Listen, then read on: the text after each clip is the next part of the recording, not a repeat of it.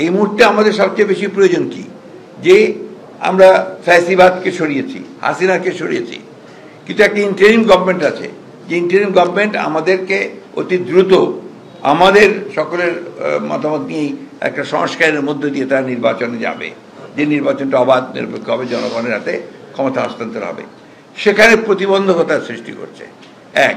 দুই হচ্ছে, আপনারা দেখবেন যে আমি একটু খোলামেলাই বলছি আর কি, অনেক সময় দেখা যায় যে অত্যন্ত দায়িত্বশীল রাজনৈতিক দলেরা তারা এমন এমন কথা বলছেন যেটা আপনার সামগ্রিক ঐক্যের জন্য খুব একটা আপনার উপযোগী নয়। এটা একটা সমস্যা। দ্বিতীয় একটা সমস্যা হচ্ছে, আপনারা দেখছেন যে আমরা জানি যে এই প্রশাসন এখন পর্যন্ত ফ্যাসিবাদ মুক্ত হতে পারেনি, এবং এটা ফ্যাসিবাদ মুক্ত হতে না পারার অন্যতম প্রধান কারণ হচ্ছে এত ডিপ রুটেড চলে গিয়েছিল আপনার ফ্যাসিবাদ, ডিপ স্টেটে তৈরি হয়েছিল, যে সেখান থেকে আপনার এখন ফ্যাসিবাদ বিরোধী লোকজনকেও খুঁজে বের করা কঠিন হয়েছে। তাও তারা করছেন।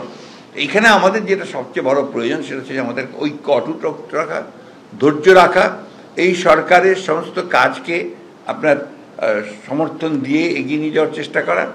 আরেকটা বিষয় যেটা আপনি দেখেছেন, যে ইন্ডাস্ট্রিয়াল বেল্টগুলোতে যে অশান্তির সৃষ্টি করা হচ্ছে, গণতন্ত্রকে পুনরুদ্ধারের জন্য যে আন্দোলন, এই আন্দোলনকে খাটো করে দেখিয়ে এই যে প্রবণতা, এটা আপনার কোনোদিন একটা সম্পূর্ণভাবে একটা ঐক্যকে প্রতিষ্ঠা করে না।